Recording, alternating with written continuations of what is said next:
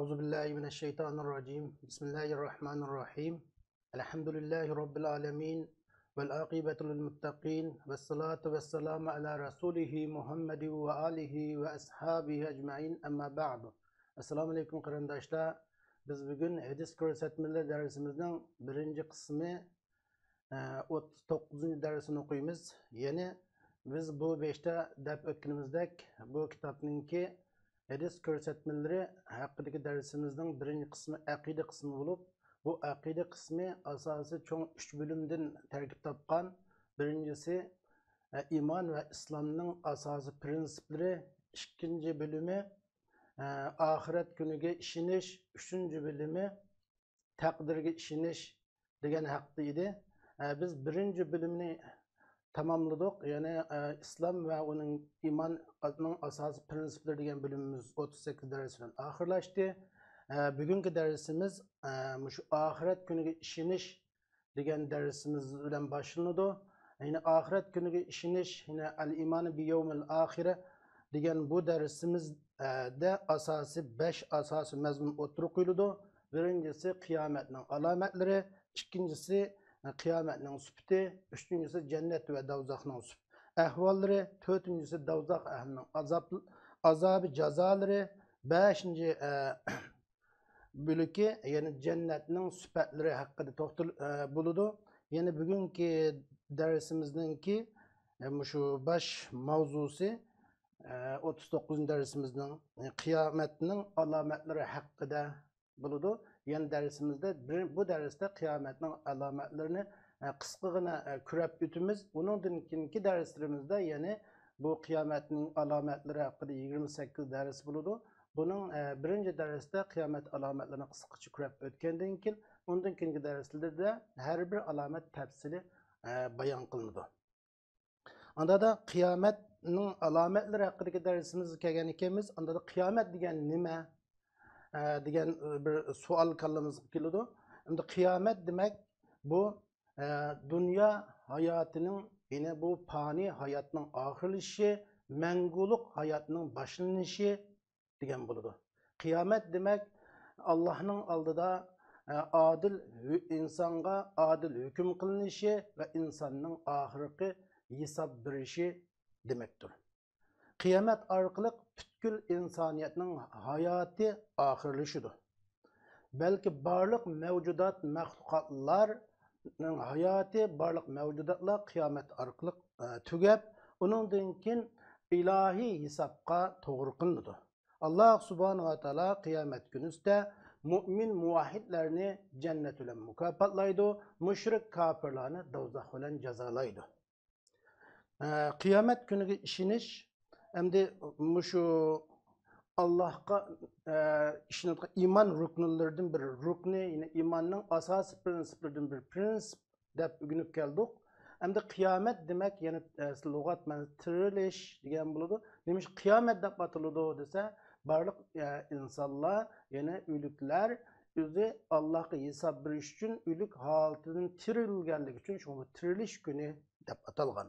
Hem de kıyamet gününün nurgun isimleri var. Şunun katarından mesela kıyamet günü, ahiret günü, hesap günü, degen okşaş, menguluk günü, degen okşaş mesela onun başka kariye, gâşiye, hakka, degendek saakha degende kıyametin nurgun isimleri var. Onda da kallamızga keldiğen bir sual, kıyamet kaçan buludu? Metal kıyamet. Kıyamet kaçan buludu degende bu sualga cevap berişte eğer biz Cibril aleyhisselam'ın ki Resulullah sallallahu aleyhi ve sellem'den soğan bir şu hadisini köptümüz. Cibril aleyhisselam Resulullah sallallahu aleyhi ve sellem'den metal kıyamet kaçan buludu degende Resulullah bu sualda suralgıcı soğuğucudan alim emas. Yani men mu kıyametning kaçan bulduğunu bilmeyme, sami kıyametning kaçan bulduğunu bilmeysen degen. Bu haqda Allah subhanahu wa ta'ala mundaq deydi. Estağfirullah. Bismillahirrahmanirrahim. Yes'aluken nasu anis-sa'ah kul innema ilmuha indallah ve ma yudrike la'alle's-sa'ate tekunu qariba. Allah subhanahu wa ta'ala diyor ki ey Muhammed sallallahu aleyhi ve sellem İnsanlar sizden kıyametin kaçan buluduğu hakkında sual soraydı. Kıyamet kaçan buludu dep soraydı. Ularga denki kıyametin ilmi Allah'ın dergahida. Yani kıyametin kaçan bulduğunu Allah subhanahu wa ta'ala bilidu den. Muhammed Aleyhisselam kıyametin kaçan bulduğunu siz mi bilmeysiz? Belki kıyamet pat yakında buluşu mümkün dep bunu bu ayet-i kerim bizge kıyametninki ahvalda kaçan buludu degan savolga javob berib deydi ki kıyamet fakat kaçan buluşu onu Allah biladi. Ama kıyametnin buluşu mukarrer. Onun da hiç kandak şek şübhi yok. Ama kaçan bulutkanlığı doğrusunda bunun ilmi Allah'a mensup. Ama kıyametnin buluşunun aldıda nurgun alametler buludu. Kıyametnin aldıda nurgun alametler var. Ama Peygamber sallallahu aleyhi ve sellem şu kıyametnin alametlerini depegindek şu biz kıyametnin alametlerini körüp ötümüz. Hem kıyametnin alametleri yine bir neçe iki kısımda bilinidi. Çoğ alametler ve küçük alametler, alamet-i suğra ve alamet-i kubra dep iki bilinidi. Hem kıyametnin alametlerinin bazı alametler fakat bir katımla yüz bürüdü. Bazı alametler bir neçe katım devamlılık yüz bürüp durdu. Şuna kıyametnin alametlerinin devamlı şitkalları var ve devam kılmayı fakatlam bir katım bilen şu yüz bürüplükinde kıyamet hasıl bulungan ahvallar var. Yani kıyametin küçük alametleri köpünce yüz bürüp durdu. Devam kıp durdu.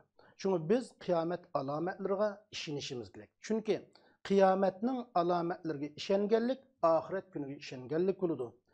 Ahiret günüge işiniş imanın asası prensiplerden bir prensip hesaplanır. Kıyamet alametlerine işiniş arkalık imanımız ziyade buludu. İmanımız kalbimizde müstehkemleşidu. Anda da biz Resul sallallahu aleyhi ve sellem'nin hadisleri arkalık kıyametinin alametlerinin bir neçe alametini bugünkü dersimizde körüp ütümüz. An Enes ibn Malik'in kal la uhaddisennekum hadisen semi'tuhu min Resulillahi sallallahu aleyhi ve sellem la yuhaddisukum bihi ahadun gayri.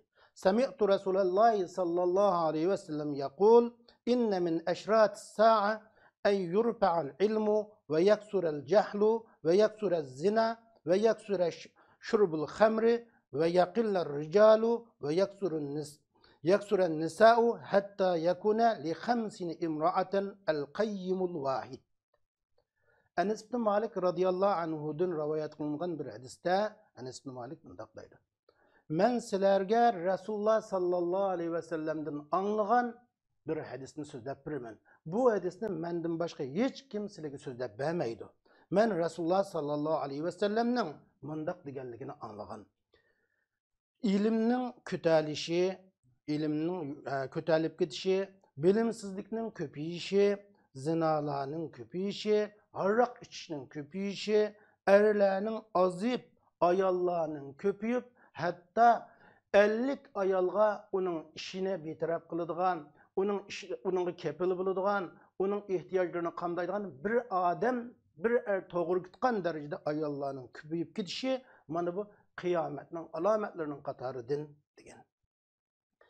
Hem de Peygamber sallallahu aleyhi ve sellem meyle haccetil veda'da olsun, meyle başka hutbelerde olsun, devamlılık şu üzünki ümmetlerge kılgan vesiyetleri de, hutbelleri de, ümmetini muş kelgüsü de zamanın ahirida ulağı yüz biridigan. Sahab-ı ikramlar onundan hazar eyleş üçün, dikkat kılış üçün, ulanı kütüp fitnelerden ula zararlarını tüvelletiş üçün kelgüsüde ulanı kütüp durvatkan nurgun işlerini sahabilerini Resulullah sallallahu aleyhi ve sellem devamlı agahlandırdı. Çünkü Resul sallallahu aleyhi ve sellem bu hadiste deydi ki kıyamet alametlerinin katarıdın ilimnin kütəlişi dedi. Yani ilimnin kütəlişi, bilimsizliknin köpeyişi kıyamet alametlerinin katarıdın.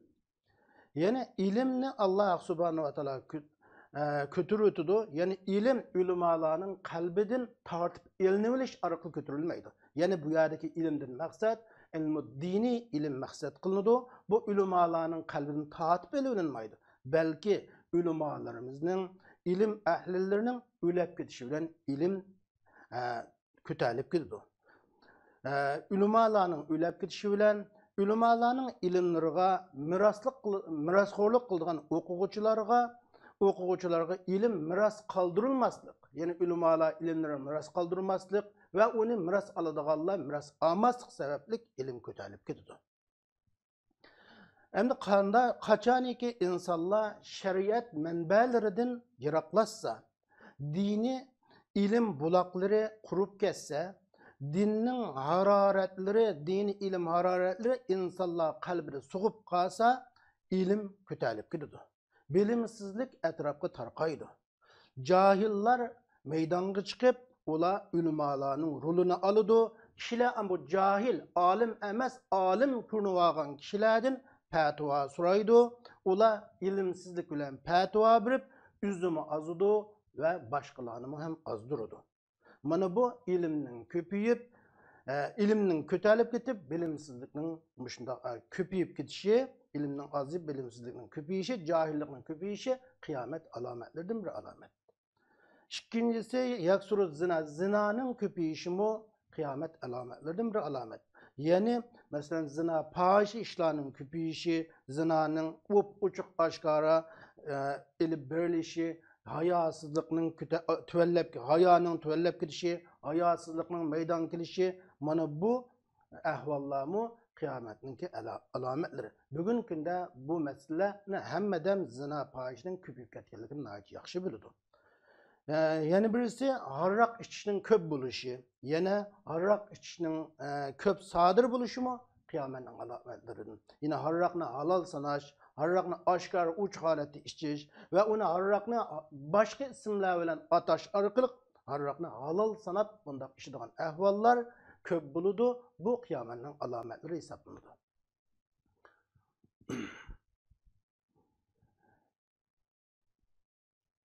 Yani birisi muşu yaksuru muşu ayallar erlerinin azıyıp ayallarının küpüyüp 50 ayalga onun işini bir ayının toğru kıldığan derecede muşu nispette ayallının köpüyüşü kıyametin alametleridir. Yani ayallarının köpüyüşü, erlerinin tüvellep azıyıp kılışı muşu nurgun, muşu kallık uruşlar sebeplik erlerinin ülep gidişi ile ayallar köpüyüdü, erler azıyıp kalıdı. Ahırda muşunda kanlık uruşlar arkalık erler az kılıp ayallar üzüge kepil buludğan, üzünün ihtiyaclarını kandaydıgan, üzünün işlerini kıpırıdığan bir erini 50 ayal aran tapalaydıgan hale şekilinidir. Dep Peygamber sallallahu aleyhi ve sellem bu yerde kıyametin alametlerden 4 tane alametini bizge bayan kıpırdı. Yeni bir hadiste Ebu Hureyre radıyallahu anhu'dan bayan kılınan bir hadiste Resulullah sallallahu aleyhi ve sellem mındaktaydı. En Ebu Hureyre kâlen nebiyyü sallallahu aleyhi ve sellem la tequmus sa'atu hatta yukbezel ilmu ve teksurez zelazilu ve yetekarabez zamanu ve tezherel fitanu ve yeksurez harcu vel katlu hatta yeksure fikumul malu feyepide. Ebu Hureyre radıyallahu anhu'dan bayan kılınan hadiste Ebu Hureyre radıyallahu anhu rivayet kılınan hadiste Peygamber sallallahu aleyhi ve sellem mındak degan. Kıyamet bo'lmaydi, ilim ko'talib ketmay turib, yer terveş köp bo'lmay turib, zamanning, vaqtning birikiti tüvellep ketmay turib, fitneler aşkar bo'lmay turib, adam öldürüşler köp bo'lmay turib, hatta silahның içinlerde mal, iktisat zor derecede değişip muşunda halet kelmey turib kıyamet olmaydı. Yani kıyametin aldıda ilim kötülük gidiyordu. Yer terveşler köp buludu. Vaktinin kıymeti kalmaydı. Fitneler bir katın fitnelere cemiyetke aşkara bulaşkı başlaydı. Adam öldürüş işleri köp buludu. Kişiler işi de yani Müslümanlar işi de iktisat zor miktarda köpüyüp yani o her kandak adam başkalarına ihtiyacı düşmeydiğin halet gidiyordu. Mana bu kıyametin alametleridir. Peygamber aleyhisselam, Peygamber sallallahu aleyhi ve sellem özünün ümmetini devamlılık her kandak yakşılıklarga başta kızıklandırıttı ve yamanlıklardan ularını agahlandırıttı. Hem de Peygamber Aleyhisselam'ın şu zamanının ahırında meydan kıldığı kıyamet alametlerini haber bergenlik mi? Peygamber Aleyhisselam'ın Müslümanlarını yaxşılıkı kızıklandırganlığı, yamanlıktan agahlandırganlığının katarından hesaplanıdı. Bu hadiste Peygamber Aleyhisselam deydi ki, kıyametinin bunu alametleri aşkar bulmay turup kıyamet bulmaydı. Bunun birincisi ilimnin kötülüp gidişi. Biz bayan yukarı hadis degenimizde zeminden dini ilimlerin kötülüp gidişi. İkincisi yer terveşlerinin köp buluşu. Yine yer terveşinin köp buluşu mu? Bu kıyamet alametlerden bir alamet. Şimdi yer terveş bu yerinin tervişi olsa Allah Subhanahu ve Taala'nın zemin ehlini agahlandırışı hesaplandı. Allah Subhanahu ve Taala Sure İsra'nın 59. ayetinde mundaqlaydı.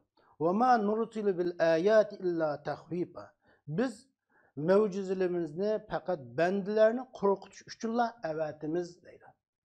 Yani Allah Subhanahu ve Taala şu bendilerini korkutudu. Yine her xil mevcizelerini yer terveşten ibaret muşundaq mevcizelerini üvetiş arqılık bendilerini korkutudu nimişqa? Ola pendi nasihat asun, ma'siyetlerden yansın, hatalıklarını tunusun, günah ma'siyetlerini terk etsin, yaxşılıklı yüzlensin dep mana bu muşundaq mevcizelerini Allah Subhanahu ve Taala üvetidu. Yine muşundaq yer terveşke oxşaş mevcizeler bilen Allah'ın bendilerini korkutuşu, agahlandırışı bu ma'siyetler uçuk aşkar kılınışqa başlaganda yüz beridi. Yeni birisi hadiste oturup koyulgan yetaqarabez zamanu vaqtning bereketinin tövellep gitişi. Yani vaqtning bereketi bolmaslık. Endi vaqtning bereketinin tövellep gitişi degenimiz insanlar, kişiler muşu fitneler bilen köp meşgul bolganlığı üçün ve qattiq musibetler bilen meşgul bolganlığı üçün hazırkı zamandaki zamanevi alaqı vasıtaları bilen köp meşgul bolganlığı üçün meyli WhatsApp bulamdı, meyli Twitter bulamdı, meyli Facebook bulamdı, her xil zamanevi vasıtalar bilen ala meşgulatı köp bolganlığı üçün ula va küllürünün keç gündüzlerinin qandaq ütep ketip atqanlığını bilmey qalıdı. Mana şu vaqtning bereketi qalmaganlık. Şunun bilen xuddi bir yıl bereketsiz bir ay oxşaş ötep ketidi. Bir ay bereketi yok, bir haftaçık vaqtda tugap ketidi. Xuddi bir hafta ötközgendek tuygu buludu bizde ama emniyeti bir ay ötep ketidi. Bir hafta xuddi bir gün ötep ketgendeklam ötep ketidi. Ve bir gün bir saat ötkendeklam ötep ketidi. Ve bir saat xuddi bir ot uçquna oxşaş, mundaq bir otni yandırıp gugutni çekip öçken bir gugut yangan miqdardek muşundaq tiz ötep ketidi. Mana bu hemmisi kıyametning alametlerinden bir alamet. Şunun bilen yani aşundaq işler sebeplik vaqtın faydalanmaslık, vaqtning bereketi tövellep ketiş bunun bilen hasıl buludu. Yettincisi tezahürül fiten, fitnelerinin aşkar buluşu. Meyli deccal fitneleri bulsun, çekimçilik fitneleri bulsun, yine adavet fitneleri bulsun, haset fitneleri bulsun, öz ara sil rahmini üzüdüğün düşmanlanish fitneleri mana bu kıyametinin aldıda köp yüz beridi. Yani birisi yaksurul harcu, yani adam öldürüşlerinin köp buluşu. Kıyametinin aldıda başkalarını öldürüş, insan, adamı öldürüş köp bulap gidiyor. Yani bu adam öldürüş muşundaq kan tüküşünü ruhsat hesaplaş bu kıyametinin aldıda köp yüz beridi. Ve erzime sebepler tüpeylidin adam öldürüş köp buludu. Uruşlarının köp yüz berişi bilen yani ken külemli kırgıcı kurallarının etrafı tarqılışı bilen yeryüzünde peyda buluş arqılık adam öldürüş köp buludu. Mana bu mu kıyametinin alametlerinden bir alamet. Hem de kıyametinin alametlerinden bir alamet digenlik, bunu kılın digenlik emas, bundaq işlerden saklanın kıyamet alametleri sizde bizde sadır bulunsun demekçi Resul sallallahu aleyhi ve sellem. Yani birisi silahının içinlada mal küpüp eşip teşip kalıdı dedi. Yaksurul fikumul mal feyabizu. Yani kıyametning alametleri mallarning ko'payib, umumi insonlarning hammasining boyulab, her bir adam o'zining iqtisodi bilan boshqalarga ehtiyoji tushmaydigan holat yetishi. Chunki şu Abi Hurayra radıyallahu anhu'dan rivayet kılınan bir hadiste Peygamber Aleyhisselam bundaq degan, kıyamet mal köpüyüp eşip teşip taşıtgan haletde yetmegüçe ama kıyamet bo'lmaydi degan. Hatta bir adam şu dereceye yetki iqtisod bir adam o'zining zakat melini elib zakatini haqlarga berish uchun boshqalarga berish uchun zakatini olib chiqib zakatini qabul qiladigan odam topolmaydi. Tapanmay qaytib keladi. Arab ziminleri hammasi bağı bostanlık, iriq bostanlık halatga, yine şunda açlık veradigan halatlarga o'zgardi degan. Endi yana bir hadisda, yine bizning şu bugungi darsimizninki 96-cı hadisiga keldik. 94-cü hadisidan başlagan edik. Avf bin Malik al-Ashja'idan rivayet qilingan hadisda bu mundaq deydi. أتيت النبي صلى الله عليه وسلم في غزوة تبوك وهو في قبة من أدم فقال أعدد ستا بين يد الساعة موتي ثم فتح بيت المقدس ثم موتان يأخذ فيكم كقعاس الغنم ثم استفادة المال حتى يؤتى الرجل 100 دينار فيظل ساخطا ثم فتنة لا يبقى بيت من العرب إلا دخلته ثم هتنة تكون بينكم وبين بني الأسفر فيغدرون فيأتونكم تحت 80 غاية تحت كل غاية 12,000. Avf bin Malik al-Ashja'idan bayon qilingan hadisda u mundaq degan. Men payg'ambar sallallohu alayhi vasallamning qishig'a Tabuk urushida Rasululloh bir tiridan tikilgan bir chidirda o'ltirayotgan chog'ida keldim. Kelsam Rasululloh sallallohu alayhi vasallam menga mundaq dedi. Ey Avf bin Malik, sen qiyomatning oldida bo'ladigan 6 ishni obdan inson saqlab bilvag'in, bu ishni sanavag'in dedi. Bunun biri mening o'limim dedi Rasululloh. Mening vafot tepishim. Onundan keyin Baytul Maqdasning ozod qilinishi. Onundan keyin sizlarning ichinglarda xuddi qo'y vabosiga o'xshash bir xil vaboning tarqalishi. Onundan keyin iqtisodning zo'r darajada ko'payib, bir odamga 100 dinar berilsa-mu, o yanalam uningga rozi bo'lmay xapulab qolishi. Onundan keyin bir fitna maydonga kelib, Arablardan hech qanday bir öy qap qolmagan darajada hamma uyga umumlashgan bir fitnaning maydonga kelishi. Onundan keyin sizlar bilan Rumliklar o'rtasida bir kelishim maydon keladi. Ondan ular kelishimga xiloflik qilib, sizlarga 1 million atrofida 1 millionlik shundaq askar bilan sizlarga hujum qilib keladi. Yana sizlarga 80 bayroq ostida keladi. Har bayroqning ostida 12 ming dona askar bilan keladi. Yani 960 ming atrofida askar bilan sizlarga hujum qilgan ahvollar yuz berdi. Mana bu qiyomatning oldida bo'lgan ishlar. Buni obdan sanavag'in, buni obdan esingda saqlavag'in dedi.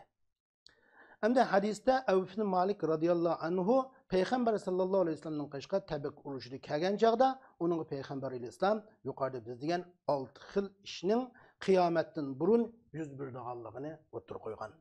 Birincisi Peygamber sallallahu aleyhi ve sellem'nin dunyodan ketishi. Yani Peygamber sallallahu aleyhi ve sellem'nin dunyodan ketganligimi, yani bu qiyomatning alomatlaridan bir alomat. İkincisi Baytul Maqdasning ozod qilinishi. Yani Baytul Maqdasning fatih qilinishimi Umar ibn Xattob radıyallahu anhu'nun davrida tamamlangan deb qaradi. Yani birisi şu musulmonlarning ichida, yani sizlarning ichinglarda bir xil vabo yuz berdi, xuddi qo'y vabosiga o'xshash dedi. Yani Peygamber Aleyhisselam mutanun ya'khzu fikum ka qu'asil ghanami. Yani qo'y qo'asiga o'xshash, qo'y vabosiga o'xshash, qo'y kisiliga o'xshash sizlarning ichinglarda bir xil vabo yuz berdi. Mana bu vabanın yüz berishimi qiyomatning alomatlari dedi. Yani sizlarga bir xil vabo tegadi, qo'y vabosiga o'xshaydi. Endi qo'asul g'anam bu qo'y vabosiga qo'as deb atalgan bu Kesel qanday kesel degende bu qo'yga tegadigan, qo'yga tekkandan keyin qo'yning bo'nidan har xil suyuqliklar eqish orqali qo'y darhol shu aman ülep qoladigan bir xil kasallikni ko'rsatib turadi. Endi mushundaq vabalarning o'qishi mushu Ömer radhiyallohu anhuning davrida yuz bergan va uningdan keyin ham yuz beryotdi. Bugungi kunda shuning o'xshash vabalar yuz berib keldi. Şunu ben 5 deb ötkende kıyametning alametlerinden ba'zi davamlı tekrarlanıp durdu, ba'zi fakat bir qıtımlam yüz berdi. Yine muşu vabanın o'qishi Amwas ta'unida yüz bergan. Bu vabada Amwas ta'unida 3 günde yani 70 bin adam vafat topgan. Yani bu vaba Ömer ibn Hattab radhiyallohu anhuning davrida Beytul Maqdis azod qilingandan keyin yüz bergan. Muşu İslam rayonlarida zaminida yüz bergan tunji vaba hesaplangan. Bu haqda bu vaba ta'un dastlabda Amwas degan joyda boshlangan bo'lib, bu Amwas Beytul Maqdisga yaqin bir kanitni bildirdi. Uningdan keyin bu Sham shaharlariga tarqalgan. Bu haqda Abdullah ibn Abbas radhiyallohu anhudan rivoyat qilingan bir hadis bor.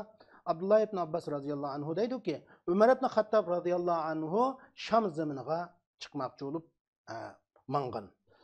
Ömer radhiyallohu anhu Sarg'i degan joyga kelganda, shu rayondagi askarlarning boshliqlari Abu Ubayda ibn Jarrah qatorliqlar Ömer radhiyallohu anhuning qishga kelib, mush Sham zaminida vaba yuz berganligini xabar qilgan. Ömer radhiyallohu anhu İbn Abbas radhiyallohu anhu deganki, sen mush rayondagi tunji muhojirlarni chaqirgin deb, o tunji muhojirlar kelganda Ömer radhiyallohu anhu ularga men mush Sham zaminiga kiraymi yoki qaytib ketaymi degan haqda maslahat so'raganda, ular deganki ular har xil qarashda bo'lgan. Yani ikki xil qarashda. Bir bilikleri yo'q sen kirvergen degan bo'lsa, yana bir bilikleri yo'q sen qaytib ketgin, sen bilan boshqa insonlar bor, sen kirmagin degan. Shuning bilan Ömer radhiyallohu anhu sizlar qaytinglar deb, shuni uningdan keyin ansarlarni chaqirtgan. Ansarlarni chaqirtgandan keyin bularning ahvolimi yana muhojirlarga o'xshash bir bilikleri kirsang degan bo'lsa, bir bilikleri yo'q to'xtab tursang degan. Uningdan keyin Ömer radhiyallohu anhu mushu Qurayshning eng pishqadamlarini, eng yoshli cho'ng bo'lganlarini chaqirgan. Bular bu masalada hech qanday ixtilof qilmasdan hammasi Ömer radhiyallohu anhuning kelgan kishilar bilan birga bu Sham zaminiga kirmasdan qaytib ketish maslahatini bergan. Shuning bilan Ömer radhiyallohu anhu qaytib ketadiganligini e'lon qilganda Abu Ubayda ibn Jarrah radhiyallohu anhu apiraran min qadrillah.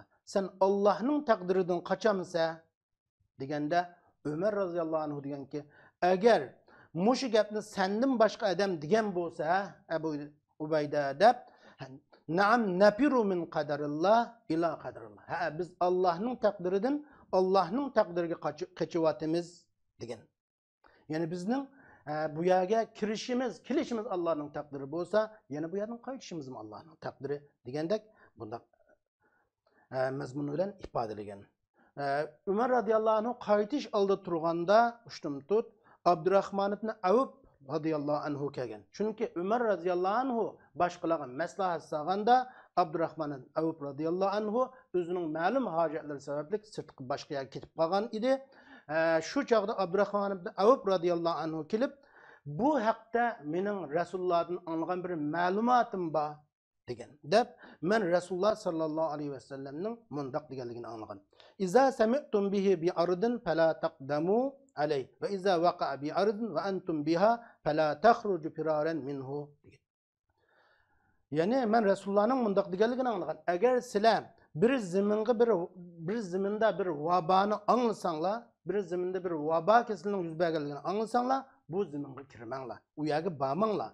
Eğer sizlar bir zamanda vaba kesili mushundaq yuz bersa, bu vabadan qochib chiqib ketmanglar degan deb bu hadisni Abdurrahman ibn Avf radhiyallohu anhu so'zlab berganda, shuning bilan Umar ibn Hattab radhiyallohu anhu Allohga hamda aytgan, shuning bilan qaytib ketgan.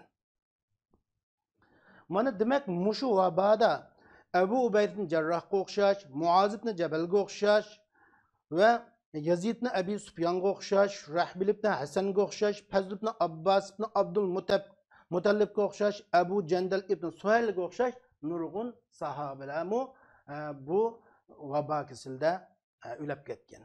Demak, payg'ambar sallallohu alayhi vasallam qiyomatning alomatlaridan bir alomat vabo mushundoq qo'y shu vabosiga o'xshash vabolarning yuz berishimi qiyomatning alomatlaridan bir alomat degan.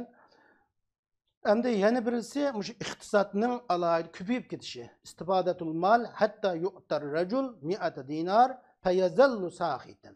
Yani iqtisodning zo'r darajada ko'payib bir odamga 100 dinar, yani bir jing oltin miqdorida iqtisod berilsa, yani 100 dinar degan bir jingga yaqin 400 gram atrofida keladigan bir oltin to'g'ri keladigan pulni ko'rsatib turadi. Ashunda iqtisod berilsa-mu, u odam unga norozi bo'lib, uni oz sanab rozi bo'lmasligi. Mana bu malning intayin zo'r darajada ko'payib ketganligini ko'rsatib turadi. Yana birisi mushu bir fitnaning oshkori bo'lib, arablarning uydan bir uy bo'ladi ekan, cho'qim bu fitna bu uylarga kirgan bir fitnaning oshkori bo'lishi. Ya'ni arab uydan bir uy maqomigan holatda hammaga kirgan bir fitna, hammadan uningga aralashib qolgan bir fitnaning yuz berdiganligini Rasul sallallohu alayhi vasallam xabar qilgan. Amaliyotda bu fitna mushu Osman radhiyallohu anhuning xilofatligi bilan Ali radhiyallohu anhuning xilofatlik davrida va bu ishkoylardan keyingi davrlarda yuz bergan fitna bo'lib, bu fitnaga yine Umar va mushu Osman radhiyallohu anhu va Ali radhiyallohu anhu va Ali va Muaviye radhiyallohu anhular qatorida mushu davrlarda yuz bergan fitnalar maqsad qilinadi. Mushundoq fitnalarningki yuz berishimi qiyomatning alomatlaridan hisoblanadi. Yana birisi mushu sizlar bilan Rumliklar o'rtasida bir kelishim bo'ladi. Ondan ular xiyonat qilib sizlarga 80 sanjoq, ya'ni 80 bayroq ostida kelib, har bayroq ostida 12 ming odam bor edi. Yana bu nimani ko'rsatib turdi desa, mush qiyomat bo'lishining oldida bir mushu Rumliklar va musulmonlar o'rtasida qattiq bir urushning yuz berib, urush to'xtatishga kelishim tuziladiganligi. Uningdan keyin Rumliklar bu kelishimni buzib, yine musulmonlarga zo'r ko'lamlik bir qo'shin bilan hujum qilib keldiganligini ko'rib so'z bayon qilgan. Endi mazkur 6 alomatdan 5i bu Alloh uchun oshkor yuz berib bo'lgan. Ya'ni mushu masalan payg'ambar alayhisolamning vafot bo'lishi, Baytul Maqdasning ozod qilinishi, og'ir vabo masalasi degandek bular. Ammo 6-si yana tahi bu yuz berilmedi, elib berilmedi Rumliklar bilan musulmonlar o'rtasida kelishim tuzilib, o kelishimning buzilib, buni zo'r ko'lamli qo'shin bilan musulmonlarga hujum qilish, bu fitna tahi yuz bermedi deb qaraladi. Yana bir hadisda payg'ambar sallallohu alayhi vasallam bundoq deydi-ki, an Abi Hurayra anan nabiy sallallohu alayhi vasallam qol badiru bil a'mali sittan tulu'ash shamsi min maghribiha من والدخان والدجال والدابة وخاصة أحدكم وأمر العامة. Yani Ebu Hureyre'den bayan kılınan hadiste Peygamber İslam deydi ki, sizler muş 6 tane iş yüz berişten ilgiri emeller bilen meşgul oluşqa, emellerge aldıranlar deydi. 6 iş yüz berişten muş 6 tane iş yüz berişten ilgiri emeller kaldıranlar. Yani birincisi quyoshning mag'ribdan chiqishi. Yana birisi bir tutunning chiqishi. Üçüncüsü yani Dajjalning chiqishi. To'rtinchisi zamin hayvonining chiqishi. Beşincisi sizlarning biringlarning o'lib ketishinglardan burun. Altıncısı qiyomat. Emril amme qiyomat. Yani qiyomat bo'lishdan burun amal qilish qoldiranglar. O'lib ketishdan burun amal qilish qoldiranglar. Bir zamin hayvoni chiqadi sizlarga. Bu zamindan bir hayvon chiqadi. Buningdan burun amalga oldiranglar. Dajjal chiqishdan burun oldiranglar. Deganga o'xshash mushu 6 ishni payg'ambar alayhisalom alohida sanab bergan. Endi payg'ambar sallallohu alayhi vasallam ummatiga, musulmonlarni mushu Allohga har bir musulmon Alloh uchunga uçkuş için, yine Allah'ın dergahına bir için en tuluk şekilde, en mükemmel şekilde tayyorlik qilish uchun yaxshi amallarga aldirashqa va yaxshi amallarni davomlashtirishga alohida qiziqlantirdi. Peygamber sallallahu aleyhi ve sellem bu hadiste yani salih amellerge aldırışqa buyurup mundaq deydi. Badiru bil a'mal. Sizlar mush 6 iş yüz berishdan ilgari salih ameller bilan mashg'ul bo'lishga aldiranglar. Birincisi quyoshning mag'ribdan chiqishi. Quyoshning mag'ribdan chiqishi. Endi quyosh mag'ribdan chiqishdan burun amal qilinglar deydi. Chunki quyosh mag'ribdan chiqqan chog'da bir odam iman etmagan odam iman etgan bo'lsa, uning etgan imoni maqbul bo'lmaydi. İman etgan bo'lsa-mu, burun yaxshilik qilmagan bo'lsa, u quyosh mag'ribdan chiqqandan keyin qilgan amallar maqbul emas. Buning hech qanday u odamga foydasi bo'lmaydi. Alloh subhanahu va taolo bu vaqtda mundaq deydi. يوم يأتي بعض آيات ربك لا ينفع نفسا إيمانها لم تكن آمنت من قبل أو كسبت في إيمانها خيرا. Allah subhanahu wa ta'ala deydi ki, kıyametinin bazı alametleri, kıyametinin meydana keladiganligini, kıyametinin meydana chiqqanligini bildiradigan kıyametinin alametleri kelgan chaqda, xuddi quyoshning mag'ribdan chiqishga o'xshash mundaq alametleri kelgan chaqda, bir odamga burun iman etmagan bo'lsa, uning u chaqda etgan imoni hech qanday manfaat bermaydi. Agar u mu'min bo'lgan bo'lsa-mu, ashuningdan burun salih amallarni qilmagan bo'lsa, u chaqda qilgan salih amali uningga qabul qilinmaydi dedi. Yani Peygamber İslam degan alomatlardan yana birisi duxon, tutunning oshkora bo'lishi. Bu vaqtda Abi Malik al-Ash'ari radhiyallohu anhudan bayon qilingan bir hadisda Rasululloh sallallohu alayhi vasallam mundaq degan. Rabbinglar tabarak va taala sizlarni 3 ishdan ogohlantirdi. Birincisi duxon, tutun. Yani bu tutun chiqib bu tutun mu'minni xuddi zukamga o'xshash tutadi. Yani mu'minga bir zukam tekkandek ta'sir qiladi. Ama kafirga tekkan chog'da kafirga tegadi, kafirga tekkanda kafirga tegishlan kafir qattiq bo'dilib, uning barliq anglash a'zolaridan mushundaq har xil narsalar undan chiqishga boshlaydi degan. Üçüncüsü zemindan chiqadigan bir hayvondan Alloh sizni ogohlantiradi. Üçüncüsü Dajjaldan sizni ogohlantiradi degan. Endi üçüncüsü Dajjalning chiqishi. Bu Dajjalning chiqishi mu qiyomatning alomatlaridan bir alomat. Mushu Dajjal maydonga chiqishdan burun sizlar amal qilishga aldiranglar dedi Rasul sallallohu alayhi vasallam. Onda da Dajjal degan bu lug'at ma'nosi asli kazzab, yolg'onchi degan bo'ladi. Yani asli Dajjalning ma'nosi yolg'onchi degan so'zdan elingan. Bu endi Dajjal orqali Alloh subhanahu va taolo o'zining mu'min bandalarini imtihon qiladi. Dajjalga Allah subhanahu wa ta'ala qadir bo'ladigan, boshqa insonlar qadir bo'lmaydigan qudratlarini Allah Dajjalga beradi.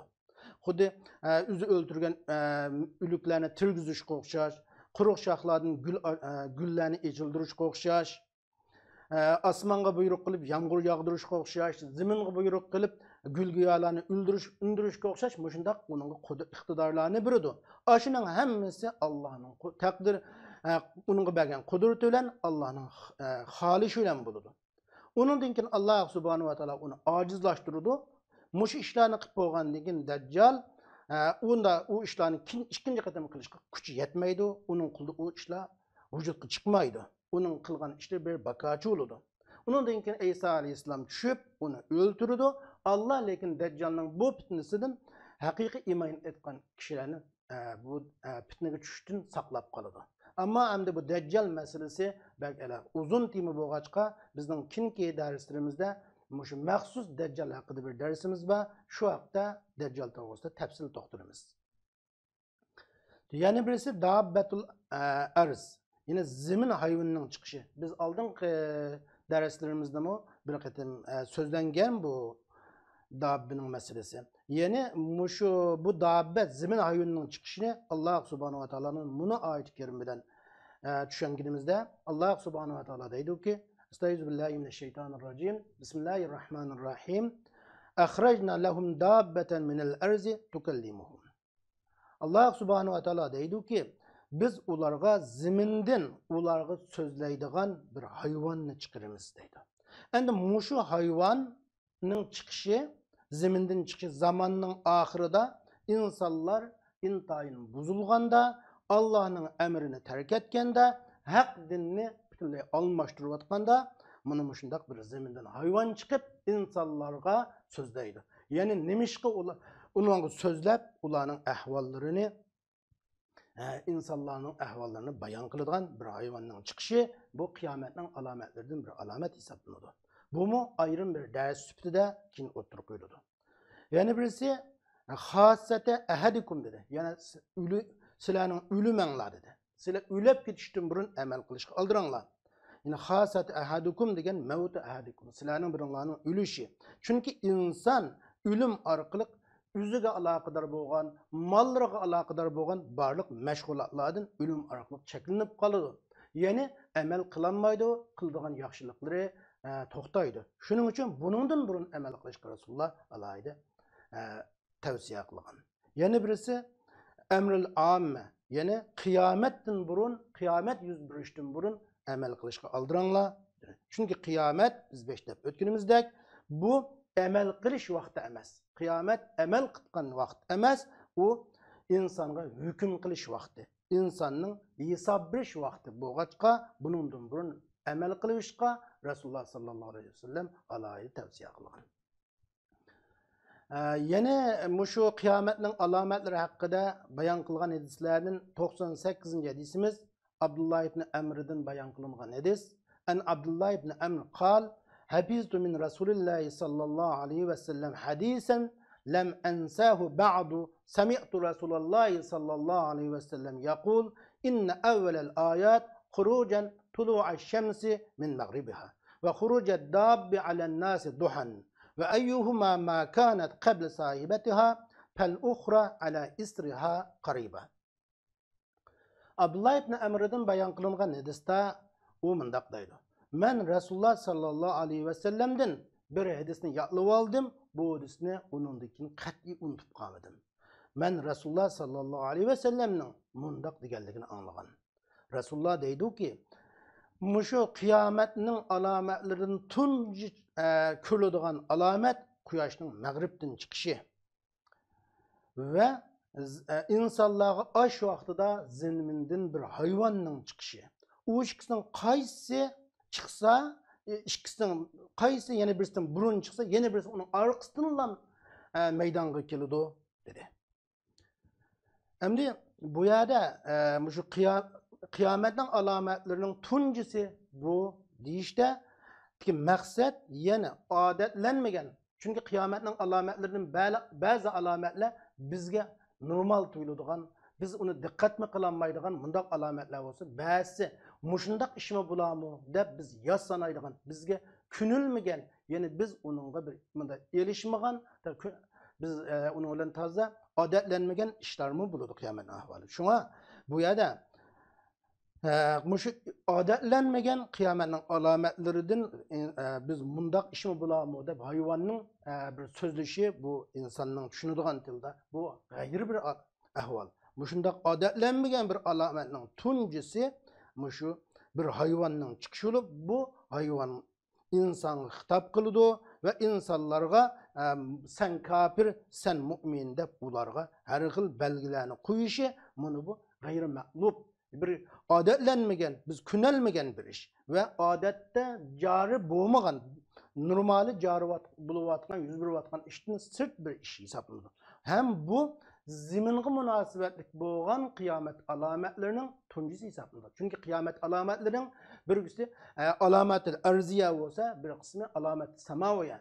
Asmanga münasebetlik boğan kıyamet alametleri, ziminge münasebetlik boğan kıyamet alametleri de bölünüdü. Endi quyoshning ham mag'ribdan chiqishi u bir odatlanmagan bir ahvol. Chunki bizga davomli bizning ko'radiganimiz quyosh mag'ribga petib mashriqdan chiqishi edi. Chunki bu osmonga munosabatlik bo'lgan qiyomat alomatlarining tunjisi hisoblanadi. Ikkisining qaysi burun yuz bersa, orqasidan kelgan yana birisining yuz berganligini Rasul sallallohu alayhi vasallam bu hadisda o'tirib qo'ygan. Endi bu şu yeni bir hadis Huzayfe ibn Usaydul Gıfar radıyallahu anhu'dan bayan kılıngan hadis.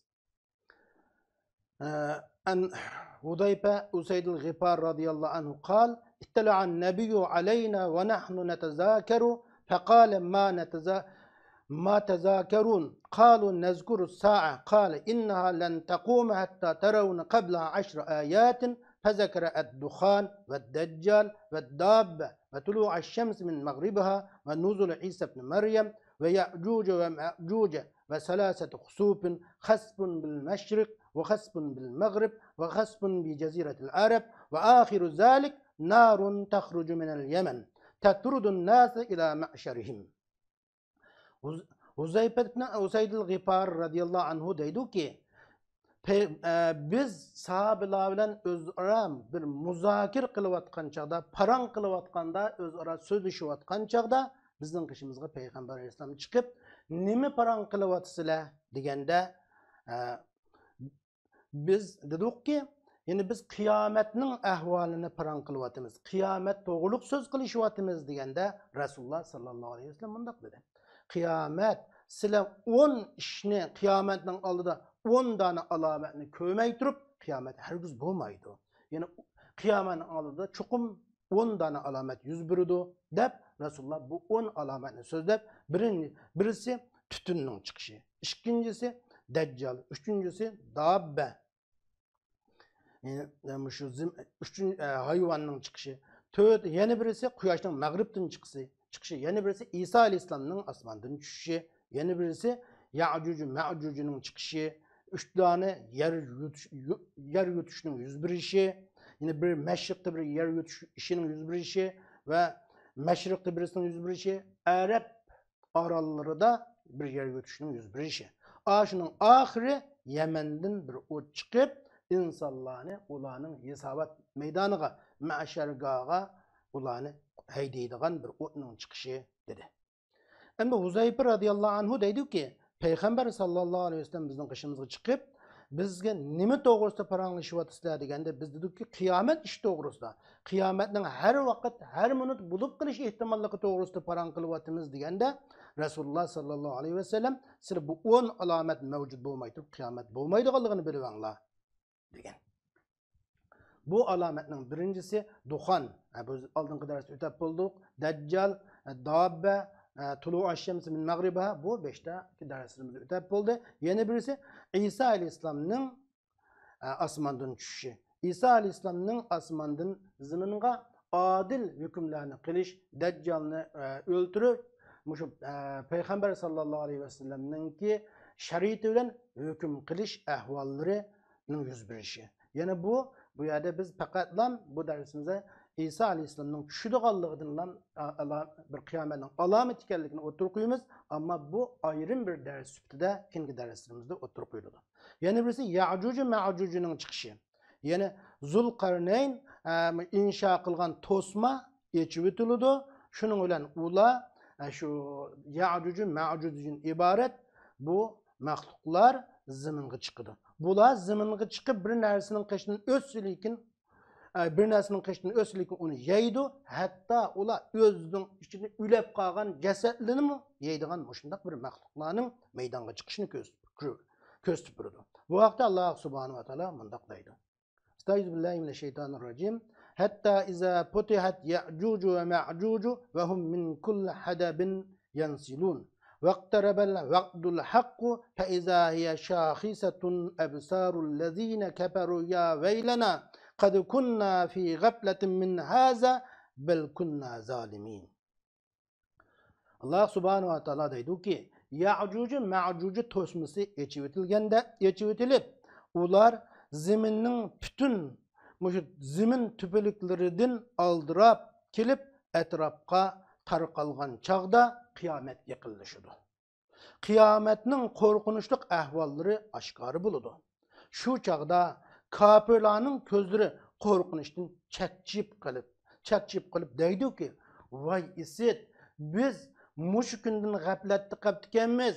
Biz mush qiyomatdan bexabar qolib ekanmiz.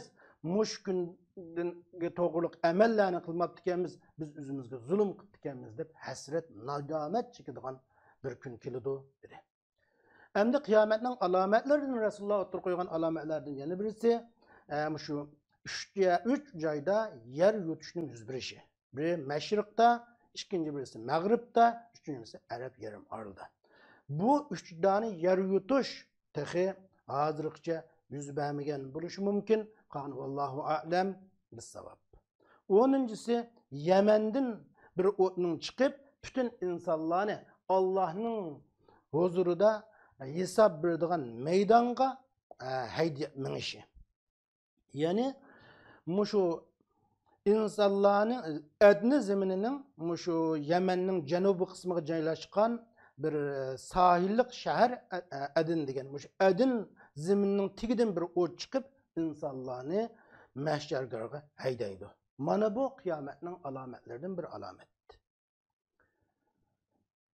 Bugungi darsimizdan 100-nji hadis İlba as-Sulami radıyallahu anhu'dan bayan kılınan hadis. قال إن رسول الله صلى الله عليه وسلم يقول لا تقوم الساعة إلا على غسالة الناس. Resulullah sallallahu aleyhi ve sellem deydi ki kıyamet çukum en naçar insanlar üstüge berpa buludu. Yani kıyamet yüz bergen çağda yer şarda en naçar insanlar kapkalıdı dedi. Bu hadis ne? Biz yine başka bir hadis bilen sel kengaytkinimizde Abdullah ibn Amr radıyallahu anhu'dan bayan kılınan bir hadiste Resulullah sallallahu aleyhi ve sellem mundaq deydi. İnsanlara bir zaman kelip bu devirde kişiler xuddi g'allida bir buğday qunak tas qilgandek tas qiladi. İnsanlar qattiq tas qilib insonlardan faqat jamiyatda eng nachar insonlar qilib qiladi. Har xil musibatlar kelish orqali kishilardan eng nachar insonlar jamiyatda qilib qoladi.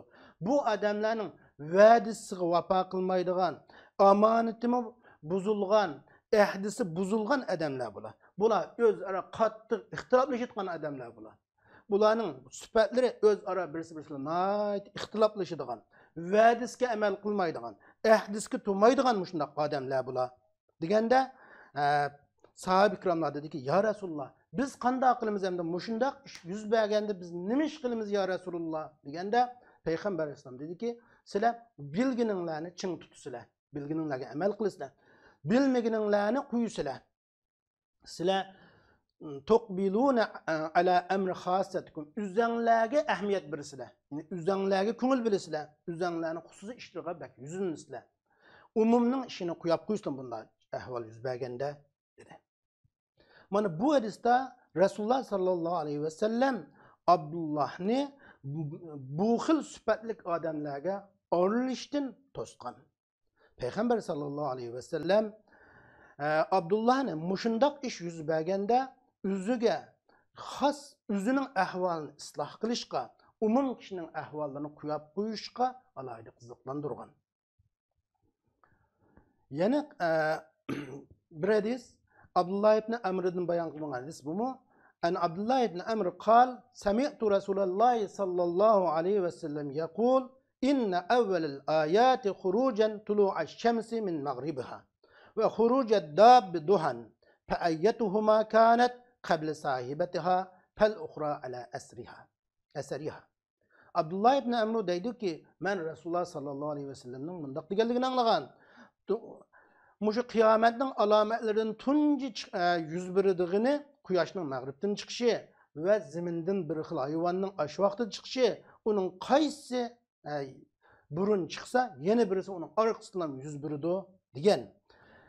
Yana qiyomatning qachon bo'lganligini faqat Alloh subhanahu va taolo biladi. Alloh subhanahu va taolo va Rasululloh sallallohu alayhi va sallam qiyomatning alomatlarini bizga alohida xabar berdi. Qiyomatning cho'ng alomatlari bor va kichik alomatlari bor. Bu hadisda qiyomatning cho'ng alomatlaridan ikki alomat o'tirib qo'yildi. Alomat o'tirib qo'yilib, Rasululloh cho'ng alomatlardan birisi shu quyoshning mag'ribdan chiqishi dedi. Ya'ni qiyomat shu qiyomatning alomatlarining tunjisi bo'lgan quyosh mashriqdan chiqmay turib qiyomat bo'lmaydi. ikkinchisi shu vaqtda zuha vaqtida insonlarga bir hayvonning chiqishi deb uningdan keyin Abdullah ibn Amr dediki men tunji quyoshning mag'ribdan chiqishi tunji butgan alomat quyoshning mag'ribdan chiqishi deb o'ylayman. Endi quyoshning mag'ribdan chiqishi mundoq bo'ladi deb quyoshning mag'ribdan chiqish jarayonini bizga bayon qilib deydiki, quyosh kirib ketgan chaqda, har kuni quyosh g'arbga kirib ketganda u arishning ostiga kelib Allohga sajda qiladi. Allah subhanahu wa ta'alaga sajda qilib bo'lgandan keyin Allohdan qayta chiqishni izni so'raydi. Uningga qayta chiqishga izni berilganda u yana qayta chiqadi. Oxiri Allah subhanahu wa ta'ala uni mag'ribdan chiqishini xohlaydigan vaqt kelgan chaqda u yana arishning ostiga kelib, buningdek Allohga sajda qilib, qayta chiqishni Allah subhanahu wa ta'aladan izni so'raydi. Uningga hech qanday izni berilmaydi. Demek o 3 qatim Allah subhanahu wa ta'aladan qayta chiqishga izni so'raydi, ammo uningga hech qanday izni berilmaydi. Uningdan keyin u yana Allah subhanahu o o'ziga izni berilmaydiganligini bilib, kechidan ma'lum vaqt ketgan chaqda ondan o'ziga qaytishga izni berilganligini berilsa, navoda o'ziga qaytishga, ya'ni mashriqdan chiqishga izni berilsa, mashriqni topolmaydiganligini bilib yetib deydiki, ya Rabbi, mashriq nima degan yiroq? Meni mashriqqa, meni kishilarning qishiga kim elib boradi? Malli bin nas ya Rabbi deydi. U hatta ufuq chambar holatiga kelgan chaqda uningga qaytishga izni berdi. Ya'ni uningga deyildiki, min makanaka patla'i. Yani hazır turvatkan o'rningdan chiqqan, ya'ni shu mag'ribdan chiqqan degan buyruq qilinadi. Shuning bilan u mag'ribdan chiqadi degan. Deb an Abdullah bunu oyatni bu hadisining oxirida tilovat qilgan. Astagfirullah minash-shaytonir-rojim. Yawma ya'ti ba'zu ayati robbik la yanfa'u nafsan imanuha lam takun amanat min qablu aw kasabat fi imaniha khayra. Yani qiyomatning bo'ladiganligi dalolat qiladigan shu qiyomatning alomatlari kelgan chaqda, quyosh mag'ribdan chiqqan chaqda bir odam iymon etmagan bo'lsa, uningki u vaqtda etgan iymoni maqbul emas. Hech qanday uningga manfaat bermaydi. Va la yuqbalu minha kasabun. Ya'ni agar u shu mu'min bo'lsa-mu, ashuningdan burun amal qilmagan bo'lsa, quyosh mashriqdan chiqqandan keyin uning qilgan amallari ya'ni maqbul bo'lmaydi. Onun hech qanday foydasi bo'lmaydi degan bu oyatni o'qib berdi. Ya'ni qiyomatning alomatlaridan yana bir hadis, Abi Hurayra radhiyallohu anhudan bayon qilingan hadis. An Abi Hurayra qala Rasululloh sallallohu alayhi va sallam la taqumu as-sa'atu hatta yumtara an-nasu mutran la tukinnu minhu buyutal madari va la tukinnu minhu illa buyutush sha'r. Abi Hurayra'dan bayon qilingan hadisda Abi Hurayra mundaq deydi. Rasul sallallohu alayhi vasallam mundaq dedi. Qiyomat bo'lmaydi, insonlarga bir turlik yomg'ir yog'dirilmay turib qiyomat bo'lmaydi. Yana bu yomg'irdan har qanday loydin silingan uylar uningdan saqlanib qolanmaydigan. Yungdan bino qilingan uylar, ya'ni kigiz Muyna çidir, yungdan yasalgan çidir öyle onundan saklanıp kaladigan bir yağmur insanlığa yağdırılmay turup kıyamet bulmaydı degen. Allah subhanahu wa ta'ala insanlarga muşu kıyametinin aldıda çalmıdın silingan, hazırkıdak muşundak her xil layladın silingan öyle onun yağmurdan katli saqlanıp qalmaydigan, yine yağmur o öylerden ötep kiradigan, ama yung öyler, yine muşunda çidir öyler din o yağmur ötep ketmeydigan, çidir öylerge o yağmurun tesiri bo'lmaydigan, muşundak bir yağmurunu Allah subhanahu wa ta'ala kıyamet gününe buluşunun aldıda insanlığa yağdırdı. Mana bu yağmur çalmıdın sağan, laydın boğan öylerden ötep gidiyor, ama yungdun boğan çidir öylerden ötep ketmeydi. Çünkü Allah hem narsaga qodir. Demek kıyametinin aldıda işler buçakçı yüz bergen adetinin hilafı önce, normali adetinin hilafı önce buludu. Dünya kanunu idi. Bütünle astın üstün bulap gidiyordu kıyametinin aldıda. Dünyada normalde esir laydını sen olgan öyledin yağmur ütep ketmezsin. Yungdun senin yasalgan çidir öyledin ütep bitiş gerekti. Yani kuyaş aslında mağribden çıkış gerekti. Çıkmay meşrikten çıkış gerekti. Ama kıyamet aldı kuyaş mağribden çıkan okşaş bunu yağmur mu boşunda aletler yüz bürüdü. Mana bu kıyametin alametlerinden bir alamet. Yani Abdullah ibn Amr'den bayan kılıngan yeni bir hadiste bu mundaqdaydı. Kal Resulullah sallallahu aleyhi ve sellem el ayatu harazatun menzumatun fi silkin fe in yuqta'i silku yetba' ba'duha ba'dan. Resulullah sallallahu aleyhi ve sellem mundaqdaydı. Kıyametinin alametleri yipqi tizilgan mercanga okşaydı.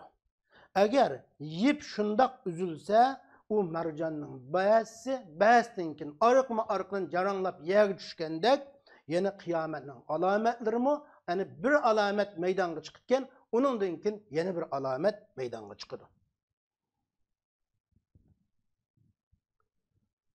Demek kıyametning alametleri, kıyametning çoğun alametleri arıqma arıq yüz bürüdü. Birinin keyinden yine birisi yüz bürüdü. Şuna biz muşu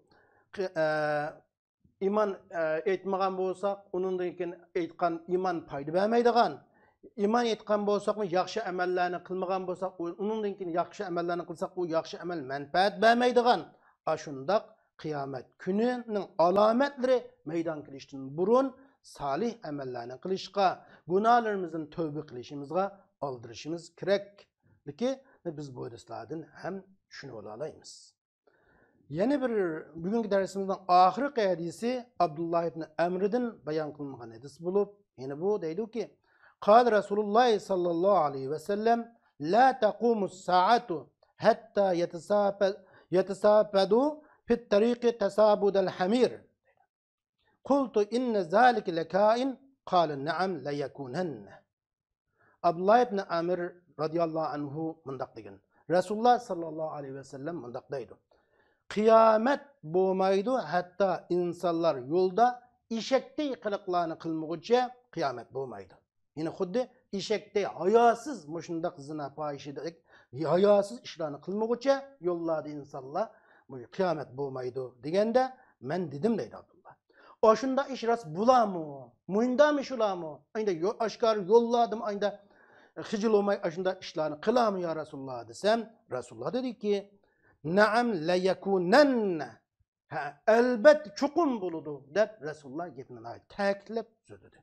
Yani bu hadiste Peygamber Aleyhisselam zamanның ahırda insanların ahvalının özgürüp gidediganlığı, insanlar dindin yiroqlashib gidediganlığı, ahlaqlari bütün buzuladiganlığı, qimmat qarashlar olmuş gidediganlığını oturuquydu.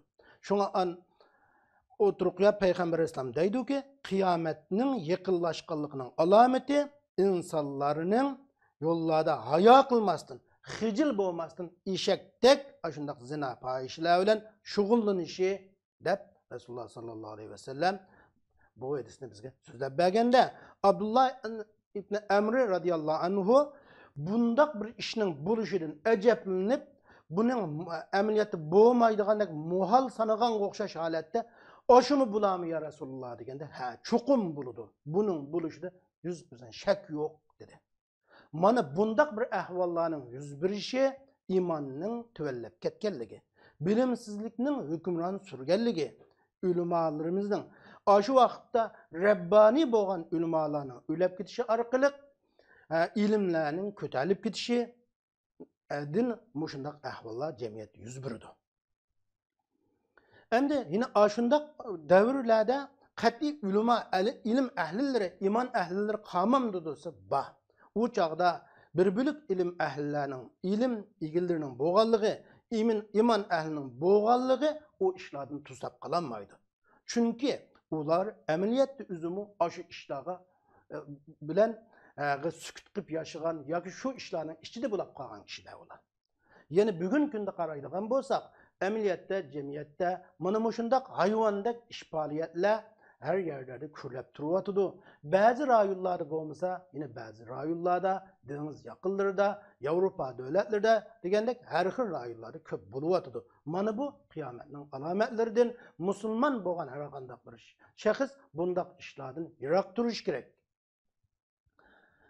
Yine kıyametnin alametlerini bayan kılgan hadisden yeni bir hadis. Harice İbn Saltul Bercami radıyallahu anhu'dan bayan kılıngan hadis. O mundaqdaydı.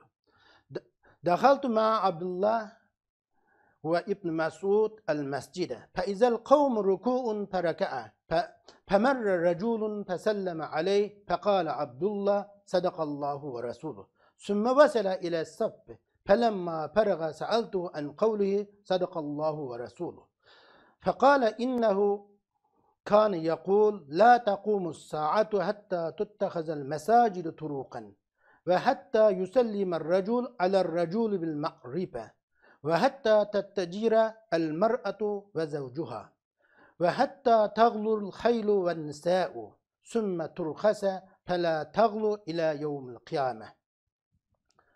Harice İbn Saltul Bercami radıyallahu anhu deydi ki Peygamber sallallahu aleyhi men Abdullah ibn Mesud radıyallahu anhu ile mescide girdim. Girsem şu çağda kavimler mescidki cemaat ruku kılışıp iken Abdullah ibn Ömer mu ruku'u sepki beriştin burun ruku kıldı. Şunun bilen şu sepki berip boğucu olan aralıkta Abdullah ibn Ömer radıyallahu anhu'nun kişiden bir adam ötep onunla Esselamu Aleyküm dep salam kıldı. Abdullah dedi ki ve aleyküm esselam demeyestin sadakallahu ve resulü. Allah Allah'ın peygamber rast etti dep cevap kaytırdı. Onun deyinkin Abdullah sepke şu ruku kılgan aleti sepki berip namazını ada qıp boğanda Harice İbn Saltul Bercami deydi ki men onundan sadakallahu ve resulü degen sözdün soğudum. Nimişki bir adam sana salam kılsa onun sadakallahu ve resulü deysen dep soğusam o dedi ki Resulullah sallallahu aleyhi ve sellem mundaq deydi. La taqumus saatu hatta tuttahazal mesacidu turuqan. Mescidler yol kılınmasın kıyamet bulmaydı. Yeni kişiler mescidke kirip namaz okumasın mescidin yol süpütüde kullanılmasın kıyamet bulmaydı. Bir adamga tunuğallıktan salam kılıdı. Tunumağanға salam kılmaydıgan boşundaq işler yüz vermestin kıyamet bulmaydı. Er ve ayal ikisi birleşip ticaret kılmasın kıyamet bulmaydı. Yine ayal kişi özünün iriga ticaretede yardım vermestin hemkarlaşmasın kıyamet bulmaydı. At ve ayallar alay itibarlık bulmasın en kıymetli itibarlık bulup andın en itibarsız halet düşüdü. Düşmestin kıyamet bulmaydı. Atla ve ayalla cemiyet en itibarga erişidi. Onun deyinken bu itibarsız haletke kilodu. Ahirde kıyamet günükçe bu itibarga kütelmi kıyamet buludu. Digerligini men Resulullah sallallahu aleyhi ve sellem'den anlagan şunlaşka o adam mescid namaz okumasın mescidin yol süpütüde kolunu mangaçka men şuna sadakallahu ve resulü dedim degen.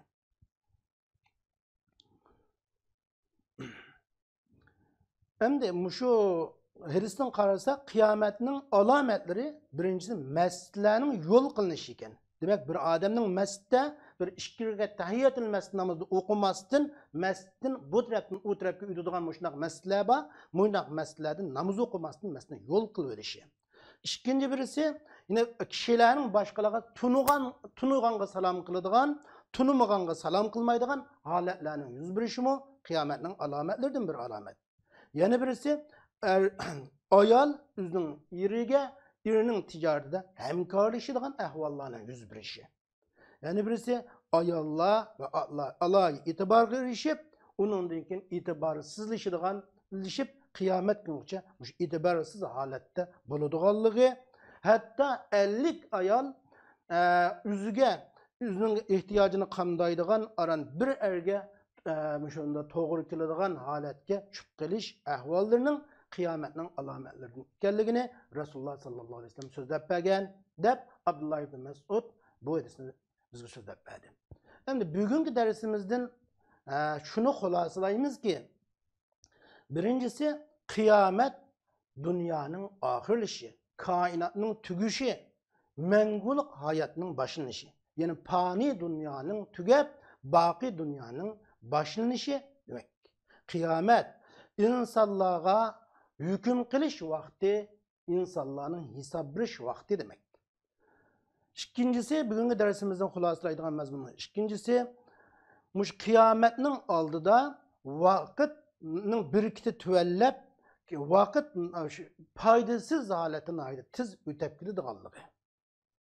Üçüncüsü, qiyomatning oldida diniy ilmlarga ahamiyat berilmaydigan, diniy ilmlarni o'rganishga, diniy ilmlarni o'rgatishga ko'ngil bilinmaydigan bir ahvollarning yuz beradiganligi.